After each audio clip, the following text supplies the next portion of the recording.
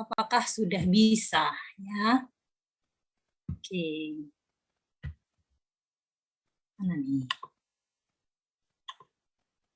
Ya, bagaimana nih kabar Bapak Ibu semua di Kota Bontang? Apakah Bapak Ibu sehat-sehat? Alhamdulillah sehat ya.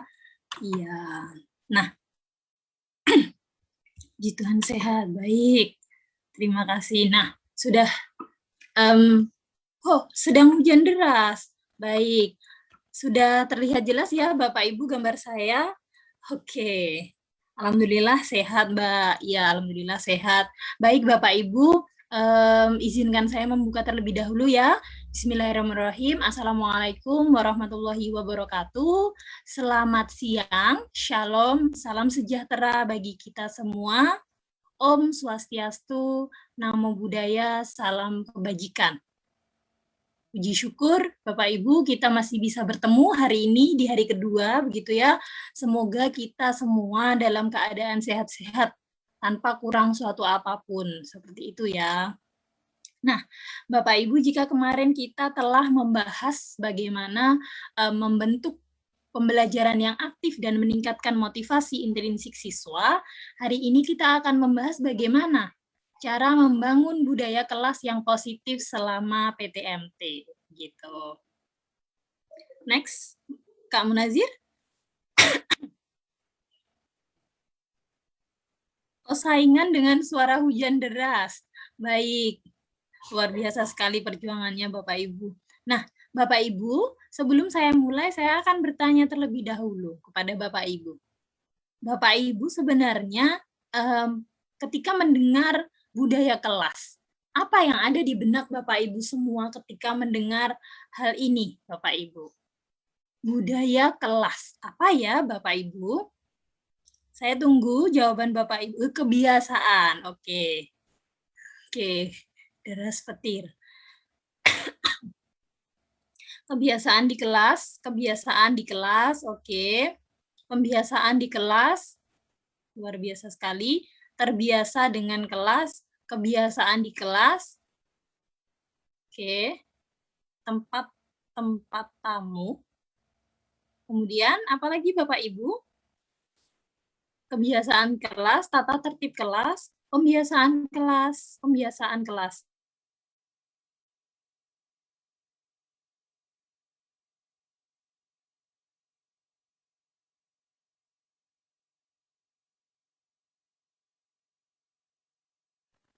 Halo, Kak Lilis. Mana Kak Lilis? Oke. Kak Lilis? Oh, sempat.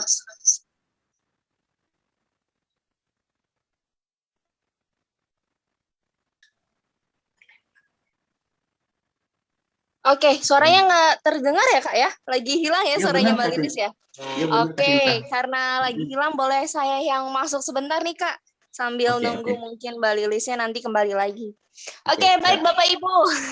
Mohon maaf nih jika memang ada kendala untuk Mbak Lilis. Ya, kita akan lanjut nih Bapak Ibu. Wow, di sini aktif sekali ya Bapak Ibu. Jawabannya ada tentang kebiasaan di kelas, lalu hilang sebentar. Ya tidak apa-apa Bapak Ibu, kita berjuang ya untuk pelatihan hari ini. Lalu ada keragaman kegiatan anak di kelas. Oke, boleh dibuka nih Kamu Nazir.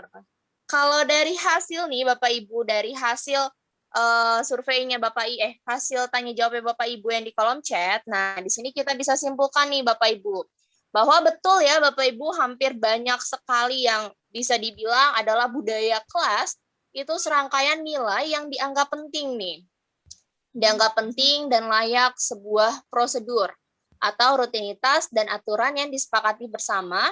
Biasanya ini disepakati antara guru, siswa, tentang gimana ya caranya bersikap, begitu ya Bapak Ibu, bersikap di dalam suatu lingkungan kelas. Nah, jadi biasanya... Mbak Sinta. Oh, sudah bisa ya? Iya, tiba-tiba terlempar. Mungkin jaringan saya, Bapak Ibu, yang sedikit terganggu begitu ya. Apakah ya, ini jelas atau tidak sekarang? Cukup jelas, mungkin terputus-putus. Mungkin Mbak Lilis boleh dimatikan saja kameranya nih untuk Iya. meringankan Mbak Lilis. Ya, tidak apa-apa. Bapak Ibu mohon maaf nih ya, sepertinya di tempat Mbak Lilis juga sekarang sedang ada gangguan jaringan Bapak Ibu. Jadi kemungkinan Mbak Lilisnya akan mematikan kamera. Tapi mungkin tetap akan memberikan materi pedagogik yang luar biasa nih. Bakal di-sharingkan dengan Bapak Ibu guru sekalian ya. Oke. Oke, boleh di-off-kan nggak apa-apa Mbak Lilis. Nanti biar lancar jaya gitu. Silakan Mbak Lilis.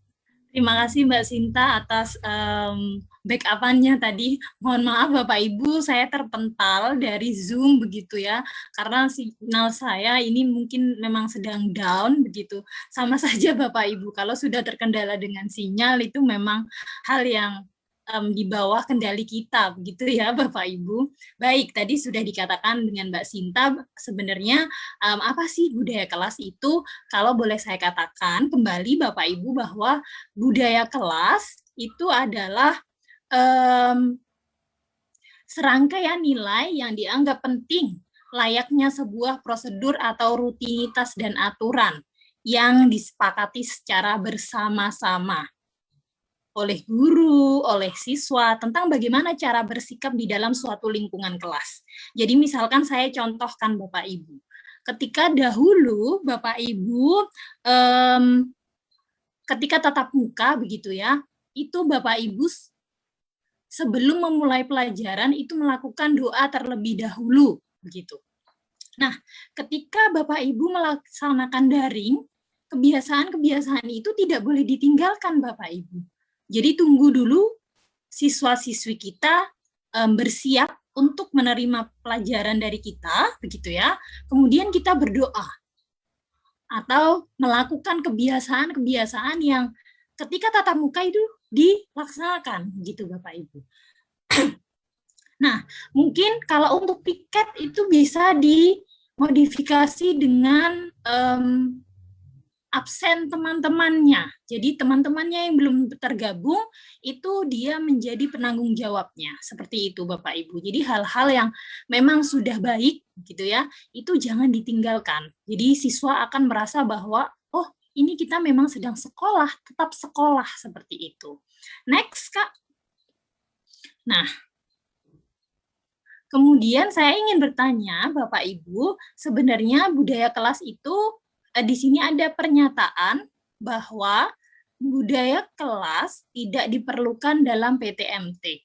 Ini benar atau salah, Bapak Ibu? Oke, salah. Salah?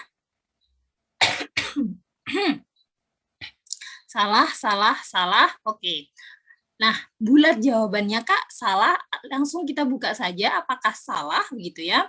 Iya, Bapak Ibu, ini salah.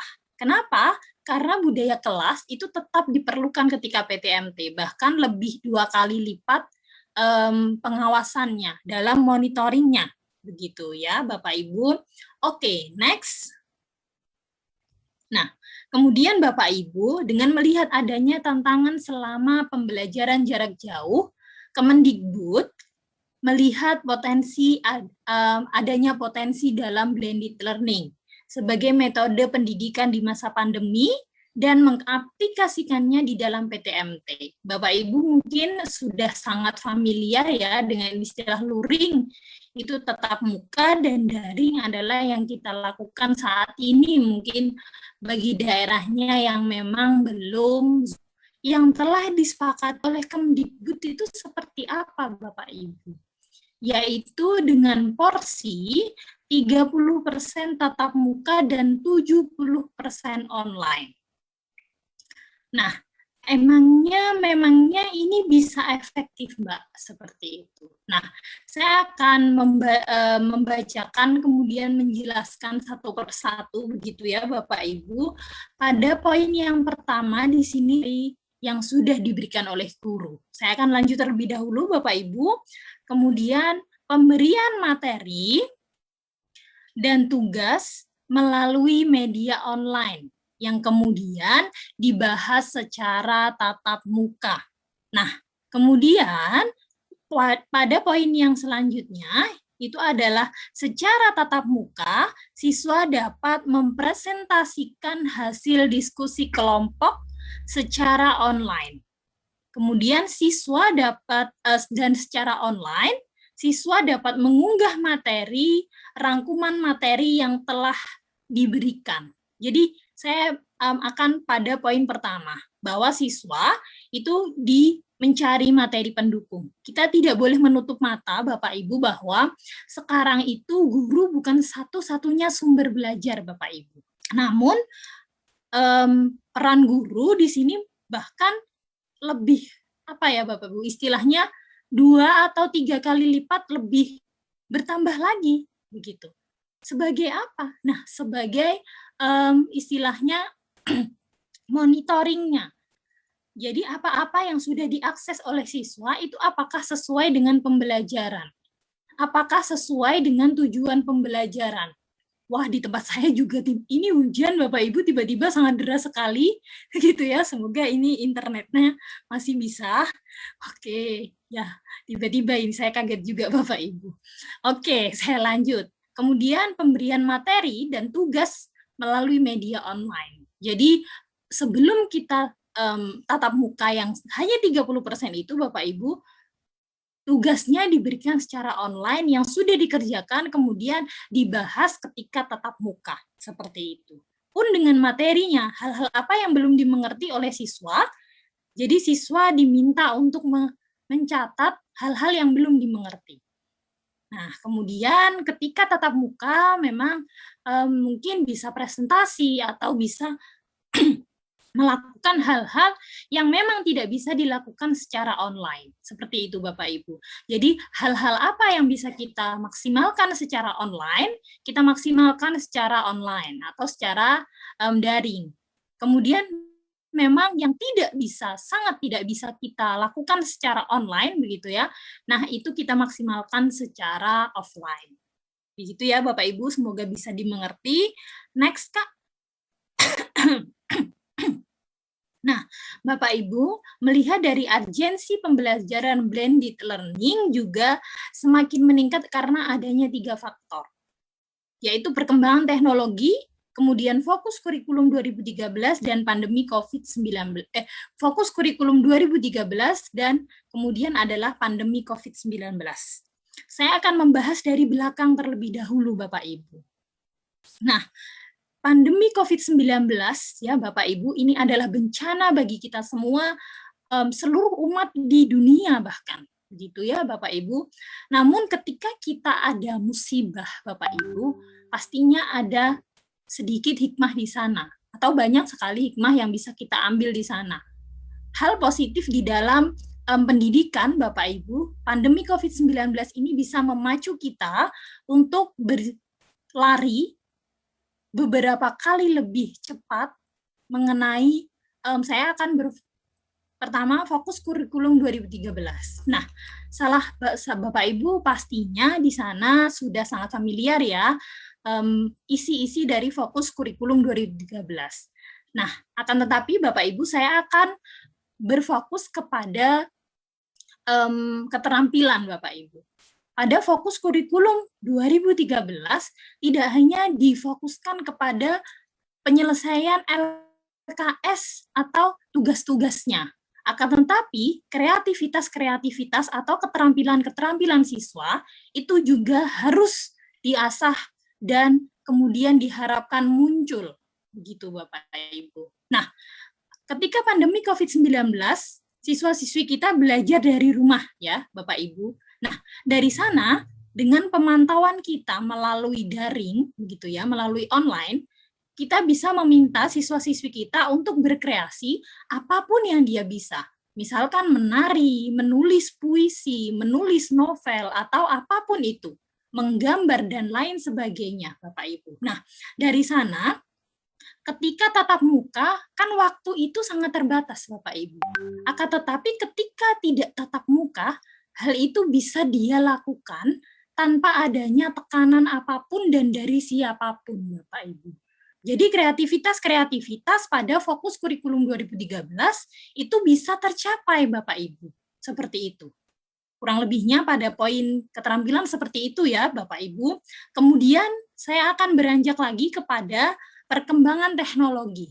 Nah, dengan adanya pandemi COVID-19, Bapak Ibu ya, tidak bisa kita pungkiri bahwa memang ini adalah pacuan bagi kita semua untuk bersahabat dengan teknologi. Tiba-tiba pada saat itu, tidak ada feeling, tidak ada apa, langsung diumumkan untuk belajar dari rumah. Nah, dari sana pasti kita semua kaget. Lalu pembelajarannya bagaimana? Pertanyaan itu yang sangat membebani kita begitu. Dan mau tidak mau, pada akhirnya kita harus bersahabat dengan teknologi. Kita harus menggunakan teknologi sebagai media komunikasi kita untuk pembelajaran gitu ya Bapak Ibu. Jadi urgensi ini tidak boleh kita tidak terus belajar Bapak Ibu. Jadi begitu ya. Jadi pada fokus kurikulum 13, pada saat daring tidak hanya difokuskan pada penyelesaian materi. Tidak lagi seperti itu, Bapak Ibu. Nanti ketika hari ketiga, kita akan membahas tentang asesmen. Nah, dari sana nanti saya juga akan mencontohkan. Begitu ya, Bapak Ibu. Lalu, bagaimana cara mengembangkan budaya kelas yang positif pada saat PTMT? Next, Kak. Nah, sebelum saya masuk, sebenarnya budaya kelas itu apa? Saya ingin mengajak Bapak Ibu untuk melakukan survei menti.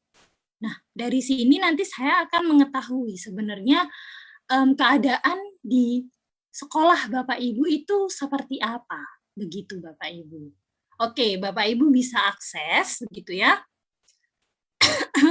Ketika ingin memasukkan kode, itu bisa akses www.menti.com dengan memasukkan kode 35263227. Ketika Bapak Ibu ingin langsung masuk ke sana, Bapak Ibu bisa langsung klik di kolom komentar. Sudah dibagikan oleh Mbak Sinta di linknya, seperti itu. Ya. Bapak Ibu, saya izin minum terlebih dahulu ya, sembari menunggu hasil menti dari Bapak Ibu.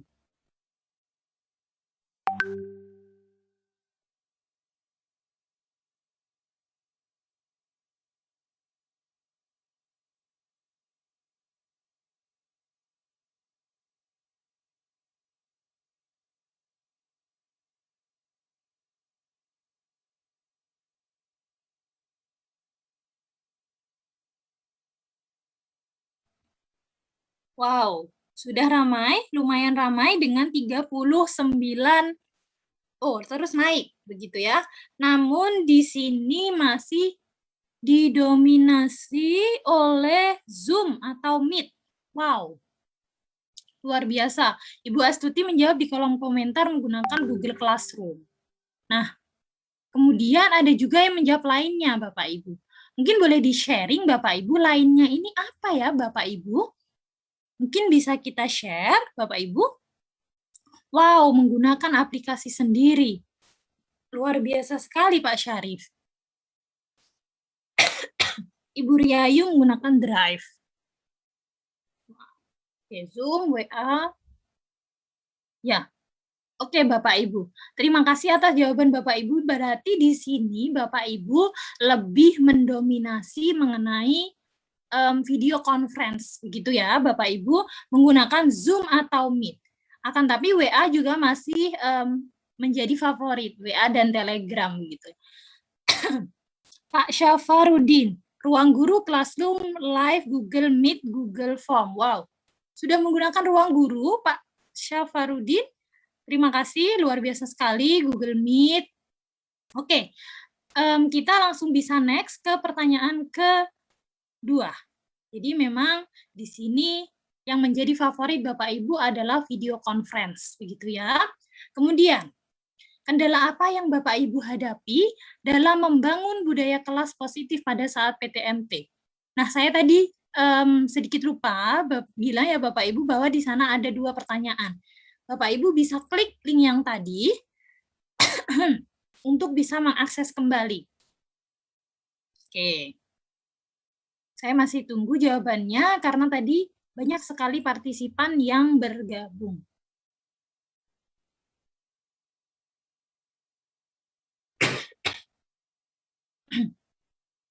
Ya, oke. Jawaban yang paling mendominasi di sini adalah siswa kurang termotivasi. Nah, kemarin sudah kita bahas ya Bapak Ibu mengenai bagaimana cara meningkatkan motivasi intrinsik siswa. Mungkin bisa mulai dicoba-coba Bapak Ibu. Memang tidak mudah, tapi pelan-pelan Bapak Ibu nanti ketika komitmen belajarnya sudah terbentuk, semoga begitu ya, akan seterusnya baik. Begitu Bapak Ibu. Memang di awal-awal tidak mudah Bapak Ibu. Dan saya yakin Bapak Ibu juga sangat memahami karakter setiap siswa. Gitu. Oke. Nah, kemudian jawaban yang kedua itu adalah waktu yang terbatas. Kemudian siswa banyak tertinggal pelajaran. Oke. Kemudian pembelajarannya monoton. Karena mungkin hanya guru yang searah begitu ya Bapak Ibu, kurang adanya interaksi dengan siswa-siswi kita. Gitu ya Bapak Ibu. Oke, terima kasih Bapak Ibu. Kita langsung bisa next ke slide selanjutnya Kak, bahwa di sini memang yang paling mendominasi adalah tentang motivasi siswa. Kemudian waktunya yang terbatas. Gitu. Betul sekali Bapak Ibu. Nah, sebenarnya Bapak Ibu, kita juga pasti tahu tantangan-tantangan yang Bapak Ibu hadapi tadi itu tidak hanya dihadapi di guru-guru di Kota Bontang, akan tapi dihadapi oleh guru seluruh Indonesia, bahkan dunia yang mengalami mendapat pandemi COVID-19 juga. Begitu Bapak Ibu. Nah, ini kita sudah rangkum tantangan-tantangan dalam membangun budaya kelas secara blended yang positif. Nah, kemudian yang pertama, di sini adalah kurang jelasnya instruksi dalam pembelajaran karena waktu tatap muka yang terbatas. Karena waktu tatap muka hanya 30% gitu ya Bapak Ibu. Jadi sehingga siswa itu banyak sekali miss tentang instruksinya. Banyak sekali tertinggal informasi. Begitu. Mungkin dia handphonenya gantian dengan siswa atau dan lain sebagainya. Seperti itu. Mobilitas guru yang jauh lebih tinggi. Betul sekali Pak Bambang. Memang ketika kita dalam keadaan seperti ini ya, mobilitas guru itu dirasa berkali-kali lipat lebih tinggi. Itu seperti itu Bapak Ibu. Kemudian saya akan lanjut ke yang selanjutnya, yaitu tentang transactional distance. Nah, apa sebenarnya transactional distance? Ini sudah diteliti oleh Moore pada tahun 1980, kemudian diterbitkan kembali oleh Staff Deres pada tahun 2011, Bapak Ibu. Nah, transactional distance itu apa? Tidak adanya interaksi fisik dalam pembelajaran online. Itu mengakibatkan akan sangat memiliki pengaruh terhadap persepsi dan pemahaman siswa. Nah, sehingga hal-hal ketika persepsi dan pemahaman siswa itu turun, dia juga akan mempengaruhi tentang motivasi belajarnya. Seperti itu Bapak Ibu, ketika tidak ada interaksi secara fisik, begitu ya, nah itu juga akan sangat mempengaruhi motivasinya. Kemudian lanjut saya, semangat belajar siswa yang berkurang. Betul, karena tidak adanya, dia akan merasa belajar secara sendiri, begitu. Kemudian, kurang waktu untuk menyelenggarakan evaluasi secara tatap muka. Nah, kemudian mobilitas guru yang lebih tinggi dari sebelumnya. Kemudian kecemasan dalam menggunakan teknologi. Jadi, lagi-lagi saya katakan, untuk Bapak Ibu guru senior begitu ya, tidak apa-apa Bapak Ibu, kita belajar secara pelan-pelan Bapak Ibu. Kan ada kanan, kiri, depan, belakang, begitu Bapak Ibu. Itu yang sanggup atau siap bersama-sama membimbing Bapak Ibu semua untuk bersahabat dengan teknologi. Jadi pelan-pelan, tidak apa-apa, yang penting tidak berhenti. Gitu ya Bapak Ibu. Oke, next Kak. Nah, kemudian saya akan lanjut ke bagaimana cara membangun budaya kelas positif. Nah, yang pertama, saya akan tentang keseimbangan terlebih dahulu. Kemudian nanti saya akan ke kriteria. Yang pertama, guru perlu menemukan keseimbangan dalam dua aspek. Yang pertama adalah struktur kelas. Ini maksudnya bagaimana? Maksudnya adalah menyeimbangkan antara struktur kelas yang tertib dan penuh kontrol, serta kelas yang fleksibel dan terbuka. Jadi kelasnya itu harus seimbang, Bapak Ibu. Tidak boleh hanya tertib dan penuh kontrol saja. Maka ini kelasnya akan kaku. Pun tidak boleh hanya fleksibel dan terbuka. Ini nanti kelasnya tidak akan terstruktur. Jadi kedua-duanya memang harus seimbang.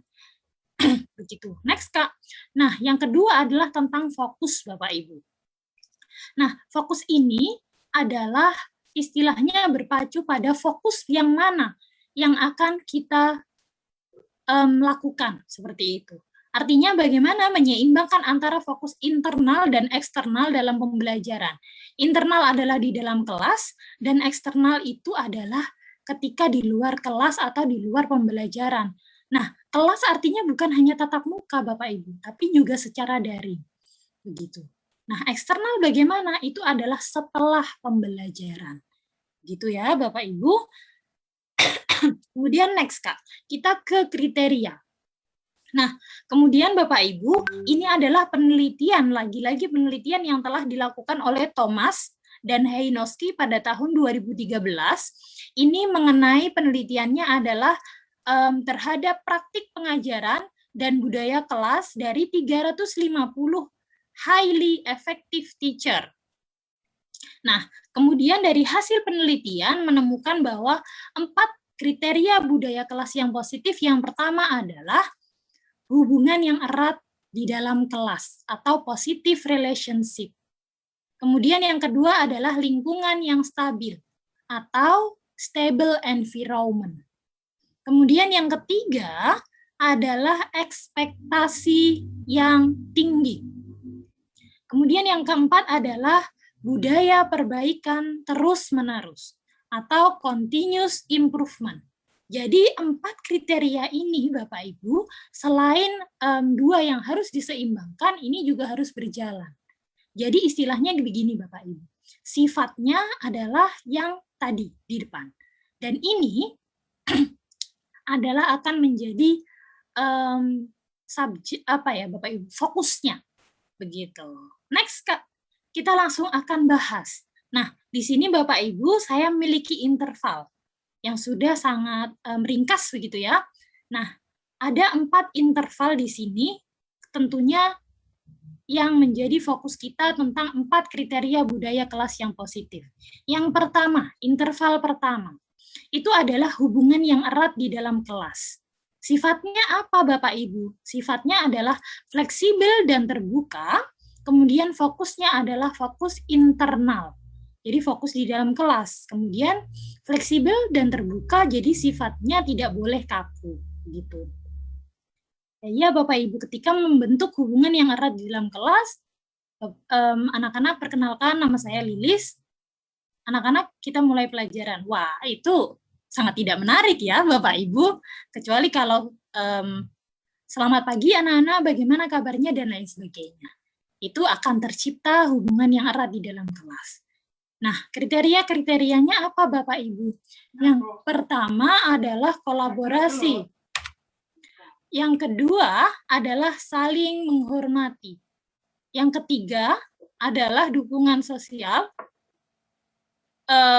Mohon maaf, yang ketiga adalah saling peduli, yang selanjutnya adalah dukungan sosial, yang selanjutnya adalah student center learning. Nah, kriteria-kriteria ini ketika kita lakukan, yaitu kolaborasi. Kita membentuk kolaborasi antara siswa dengan membentuk kelompok, sehingga nanti akan ada hubungan erat antar siswa. Kemudian saling menghormati, saling peduli, saling mendukung secara sosial, ini juga akan membentuk hubungan yang erat di dalam kelas.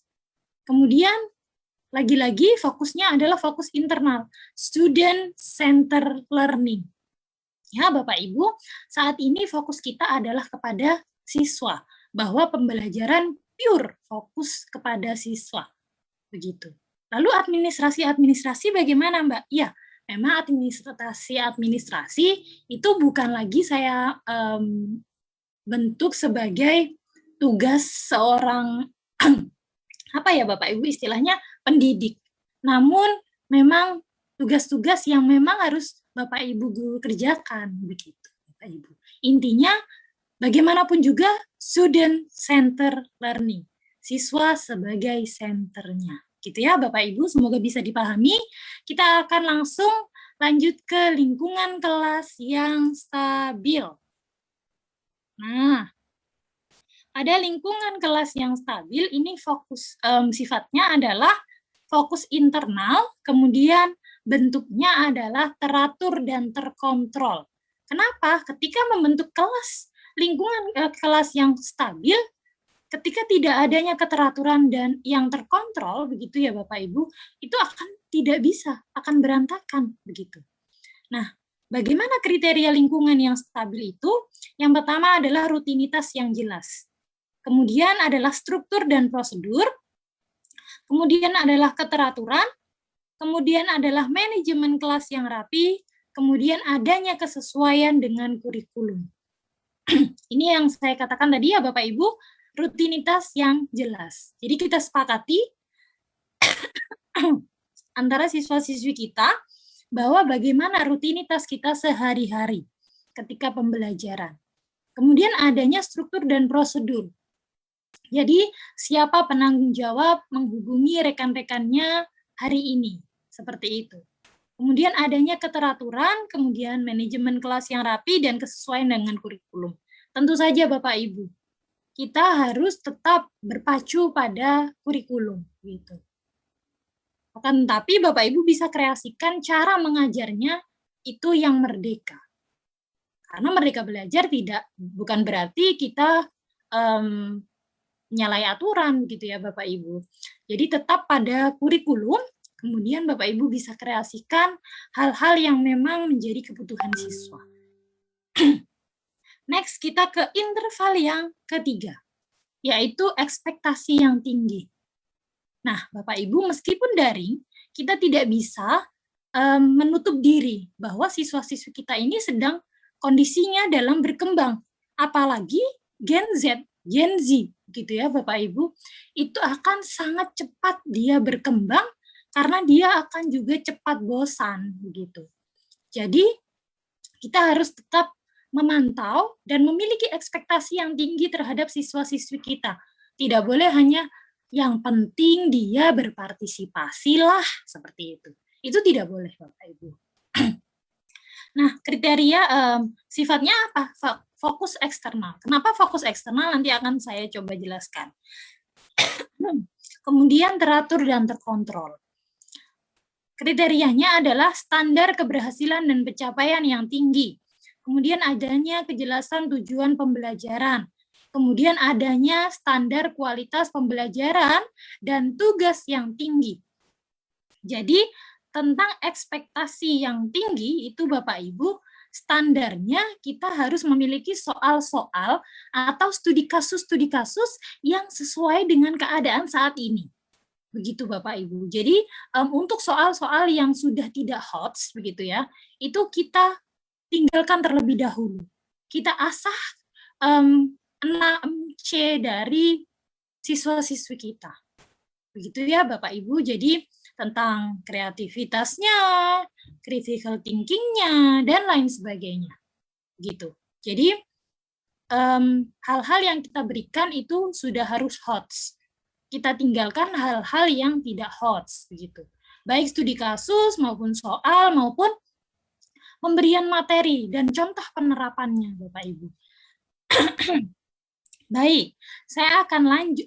Oke, kenapa fokus eksternal? Saya lupa menjelaskan. Nah, pada ekspektasi yang tinggi, Bapak Ibu, kita memiliki ekspektasi ketika dia misalkan mengirimkan gambar bahwa dia itu sedang menari, begitu. Nah, kita berikan ekspektasi yang lebih tinggi kepada dia untuk mengasah hal-hal yang memang dia bisa asah lebih lagi. Itu mengenai keterampilan. Lalu mengenai pengetahuan bagaimana? Pun begitu Bapak Ibu. Ketika kita memberikan studi kasus, nah jawaban salah satu siswa-siswi kita itu kok beda ya? Ini bukan jawaban Google, ini bukan jawaban istilahnya jawaban biasa begitu. Namun berarti anak ini pintar untuk mengolah kata-kata, critical thinking-nya berarti main gitu, berjalan. Nah, dari sana ekspektasi kita bisa kita naikkan kembali. Tentu saja lagi-lagi dengan monitoring gitu ya Bapak Ibu. Oke, saya akan next ke interval yang keempat, yaitu budaya perbaikan secara terus-menerus. Nah, budaya perbaikan secara terus-menerus ini bagaimana? Begitu Bapak Ibu. Ini sifatnya adalah fleksibel dan terbuka, kemudian fokusnya adalah fokus eksternal. Begitu Bapak Ibu. Nah, kriteria budaya perbaikan terus-menerus itu yaitu yang pertama adalah adaptif dan relevan dengan kondisi siswa dan kelas. Jadi kita harus secara cepat membaca siswa-siswi kita ini sedang bagaimana, sedang kesulitan di mana, apa yang bisa kita inovasikan dari siswa-siswi kita ini. Seperti itu. Kemudian juga harus relevan dengan kondisi siswanya. Kalau memang dia hanya mampu 40%, nah maka yang akan menjadi fokus kita, apakah 60% itu? Bukan Bapak Ibu, tapi apa yang ingin dia ketahui kembali. Jadi nanti akan adanya budaya perbaikan secara terus-menerus. Kemudian tentang kreativitas. Dengan adanya budaya perbaikan secara terus-menerus tentang kreativitas, itu nanti akan budaya kelasnya juga akan terbentuk secara positif gitu. Jadi kreativitas bukan hanya tentang ekspektasi yang tinggi, begitu Bapak Ibu. Jadi ketika dia sekarang hanya bisa membuat karya puisi yang genrenya A. Nah, kemudian kita asah terus. Nah, nanti akan berkembang. Kemudian eksperimen. Kita bebaskan siswa-siswi kita untuk melakukan eksperimen. Misalkan di bukunya, di LKS-nya atau LKPD-nya itu tertera bahwa percobaan asam dan basa atau seperti apa. Nah, kita bebaskan dia untuk memilih bahan-bahan apa saja. Tidak sama dengan di LKPD tidak apa-apa. Begitu. Yang penting tujuan pembelajarannya tetap tercapai. Kemudian antusiasme dalam belajar. Nah, antusiasme dalam belajar lagi-lagi ini adalah tentang kita memonitoring siswa-siswi kita.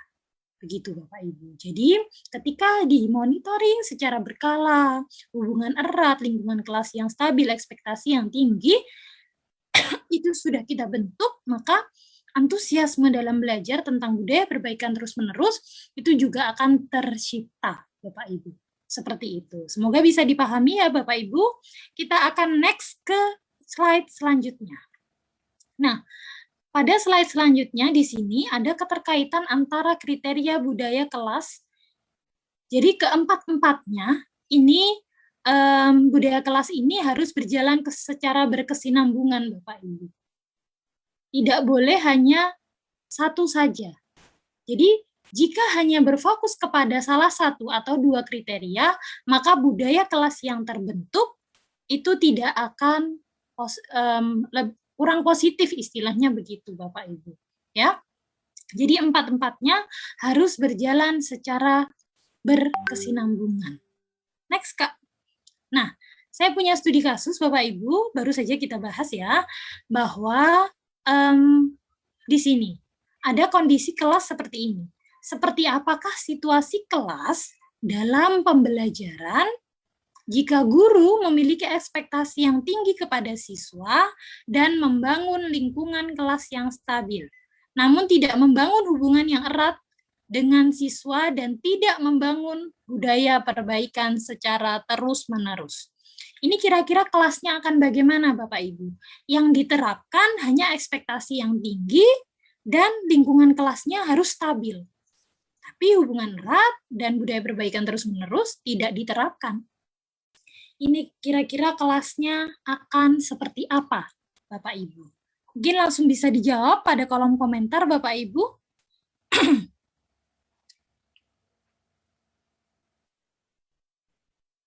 Ya, saya masih menunggu. Oh, tidak hidup atau pasif. Oke.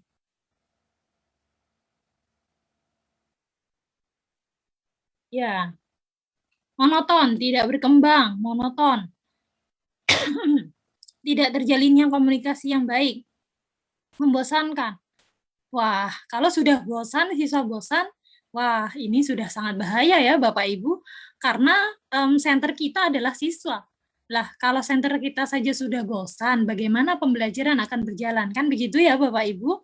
Jadi hal ini tidak boleh timpang, gitu Bapak Ibu. Istilahnya kalau hanya 2 ya pincang, gitu. Padahal kakinya harusnya 4, gitu. Hambar, oke. Berarti kurang micin ya Ibu Francisca. Luar biasa sekali, betul sekali tapi. Siswa tidak akan aktif, monoton, tidak terjalinnya komunikasi dengan baik. Terima kasih Bapak Ibu. Next Kak. Ambyar. Apa itu ambyar Bapak Ibu? Mungkin bisa di share-share, saya bisa bahasa Bontang gitu. Ambyar. Oke, monoton. Betul sekali Bapak Ibu. Ya, kelasnya akan pasif, monoton. Dan siswa juga akan cepat bosan. Kaku, Bapak Ibu, ya. Nah, next, Kak. Kemudian bagaimana cara membangun budaya kelas di LMS ruang kelas? Saya akan pengantar saja, Bapak Ibu, nanti langsung dipraktikkan dengan Mbak Sinta. Waktu saya tinggal 5 menit, Bapak Ibu. Next, Kak. Nah, kemudian tentang mendiskusikan peraturan untuk membentuk lingkungan kelas yang stabil. Itu Bapak Ibu bisa ciptakan di obrolan kelas. Nanti akan ditunjukkan oleh Mbak Sinta. Next. Nah, kemudian, ya, next Kak. Nah, tentang lingkungan kelas yang stabil juga Bapak Ibu. Pada fitur LMS ruang kelas itu sudah ada daftar hadir. Nah, dengan adanya daftar hadir itu juga bisa membentuk lingkungan kelas yang stabil. Kenapa? Karena misalkan anak-anak jam 7 itu kita sudah harus standby dan sudah harus mandi dan berseragam begitu. Karena nanti pada absennya bisa melampirkan foto Bapak Ibu. Jadi tenang saja, untuk mengontrol siswa kita bisa menggunakan fitur daftar hadir. Next, Kak. Nah, ini lingkungan kelas yang stabil ya, Bapak Ibu, baru satu kriteria. Kemudian sekarang pada ekspektasi yang tinggi. Nah, setelah kita sebelum kita mengupload materi begitu ya, Bapak Ibu, di sana ada kolom deskripsi. Nah, pada kolom deskripsi itu kita bisa menuliskan hal-hal yang menjadi ekspektasi kita. Yang pertama harus dituliskan adalah tujuan pembelajaran. Itu tidak boleh luput, Bapak Ibu, istilahnya kalau bahasa saya, begitu ya. Tidak boleh tertinggal, gitu ya. Nah, itu kita tuliskan dulu tujuan pembelajarannya, kemudian boleh kita kasih kata-kata motivasi untuk memacu belajar siswa. Meskipun daring, tapi ketika continue itu akan terasa, Bapak Ibu. Gitu. Karena saya juga sudah pernah menjadi siswa Bapak Ibu ketika pandemi ini juga, tapi dengan tingkatan bukan lagi SD sekolah formal yang SD SMP begitu, tapi tingkat perguruan tinggi begitu Bapak Ibu. Jadi ketika dosen saya memberikan motivasi-motivasi itu semangat belajarnya seperti terpacu begitu loh Bapak Ibu. Gitu. Oke, next.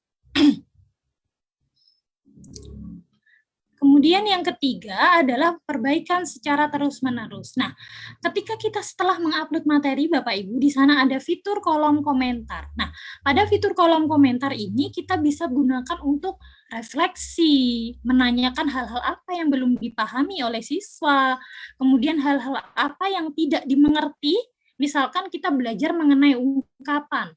Siswanya tidak mengerti bahwa kepala batu itu artinya keras kepala misalkan. Nah, dari fitur kolom komentar itu kita bisa gunakan, begitu. Jadinya akan ada perbaikan secara terus-menerus dari segi siswa. Pun ketika kreativitas, Bu, saya belum bisa mengirimnya karena belum saya kompres menjadi 100 MB, tapi saya rasa 100 MB itu sangat besar sekali kapasitas mengupload di ruang kelas. Jangan lupa ya Bapak Ibu. Next. Ini adalah perbaikan terus-menerus. Yang terakhir adalah hubungan yang erat. Nah, lagi-lagi pada obrolan kelas, Bapak Ibu, kita selain bisa mendiskusikan peraturan-peraturan, di obrolan kelas juga kita bisa menerapkan hubungan yang erat di dalam kelas. Misalkan yang pertama sudah join, halo Ibu, seperti itu adalah Mbak Sinta, gitu. Siswa yang bernama Sinta. Kemudian saya sebagai gurunya saya menjawab, halo, gitu. Bagaimana kabarnya? Sudah mandi, begitu ya. Sudah Ibu, wah berarti sudah cantik ya. Sudah hubungi rekan-rekannya kah untuk segera bergabung dengan kelasnya? Seperti itu. Nah, itu akan adanya hubungan yang erat antara guru dan siswa pun nanti dengan siswa. Seperti itu ya Bapak Ibu. Jadi sudah sangat lengkap fitur yang bisa dimanfaatkan untuk menciptakan budaya kelas yang positif. Next. Nah, saatnya Bapak Ibu, saya akan melakukan exercise sedikit, post-test istilahnya begitu. Sebelum saya pamit nih Bapak Ibu, silakan gunakan kolom komentar ya Bapak Ibu pada praktik ruang kelas yang pertama, yaitu mendiskusikan peraturan dan panduan penggunaan ruang kelas bersama dengan siswa. Kemudian daftar hadir, membagikan secara tersistem. Ini kira-kira kriteria budaya kelas positif yang mana Bapak Ibu? Hubungan yang erat, lingkungan yang stabil, ekspektasi, lingkungan yang stabil. Langsung dijawab oleh Bapak atau Ibu Septiana Sumari Biantoro, luar biasa sekali. Adakah lagi lingkungan yang stabil? Stabil, lingkungan yang stabil, luar biasa, stabil. Kak, jawabannya bulat, yaitu lingkungan yang stabil, tidak ada lagi. Langsung kita buka, Kak. Apakah betul? Iya, luar biasa sekali, Bapak Ibu. Ini adalah lingkungan kelas yang stabil. Mantap, Bapak Ibu. Kemudian yang kedua, Bapak Ibu. Kita move ya. Mengkomunikasikan tujuan dan ekspektasi pembelajaran melalui fitur deskripsi. Mengkomunikasikan tujuan dan ekspektasi pembelajaran melalui fitur deskripsi. Oke, ekspektasi yang tinggi. Wow, langsung kayak saya di bom ini. Wah, luar biasa sekali semangat guru-guru dari Kota Bontang dari kemarin. Luar biasa meskipun hujan deras. Langsung kita buka, Kak. Sudah sangat bulat ini. Iya, betul sekali Bapak Ibu. Ini adalah ekspektasi yang tinggi. Nah, kemudian kita move ya Bapak Ibu ke yang ketiga, yaitu memaksimalkan fitur obrolan kelas untuk diskusi dengan dan antar siswa. Hubungan erat, oke. Hubungan erat. Ya, bulat Kak jawabannya hubungan erat. Kita buka langsung. Apakah hubungan yang erat? Iya, betul sekali Bapak Ibu. Dengan memaksimalkan fitur obrolan, maka hubungan erat bisa tercipta. Kemudian, memberikan umpan balik pada tugas siswa melalui fitur kolom komentar. Langsung Ibu Rima Rizky, perbaikan terus-menerus, luar biasa, budaya perbaikan. Betul sekali Bapak Ibu. Dengan kita memberikan feedback, begitu ya, itu siswa kita akan merasa, wah guru saya aware pada saya. Maka akan adanya semangat belajar yang lebih tinggi, sehingga akan adanya budaya perbaikan secara terus-menerus. Kita buka langsung, Kak. Ya, betul sekali Bapak Ibu. Terima kasih ya Bapak Ibu atas jawaban-jawabannya. Saya juga ikut semangat meskipun signal saya kurang bersahabat hari ini, sehingga saya tidak bisa open kamera. Padahal saya sudah sangat ready untuk Bapak Ibu di Kota Bontang. Saya juga sudah mandi Bapak Ibu gitu. Sangat disayangkan sekali, tapi tidak apa-apa ya Bapak Ibu. Semoga dengan mungkin saya tidak open kamera juga tidak mengurangi esensi penerimaan hal yang saya coba share kepada Bapak Ibu. Terima kasih. Next Kak, apakah ada lagi? Nah, oh iya, ada lagi Bapak Ibu, tentang literasi digital. Tadi sudah budaya perbaikan secara terus-menerus dan lain sebagainya. Ada 4 kriteria. Nah, kemudian tentang akses materi kita, begitu. Nah, ruang guru Bapak Ibu itu juga bekerja sama dengan Kominfo, begitu ya. Itu mengenai peningkatan budaya literasi digital. Kenapa Bapak Ibu? Karena literasi digital, kemampuan berliterasi digital di Indonesia itu sangat rendah sekali Bapak Ibu. Terutama di Asia Tenggara, itu kita menduduki peringkat yang alhamdulillah nomor 1 Bapak Ibu, tapi dari belakang gitu. Jadinya Bapak Ibu mari berkontribusi untuk meningkatkan kemampuan berliterasi secara digital. Nah, sudah ada pada aplikasi Ruang Guru, begitu ya.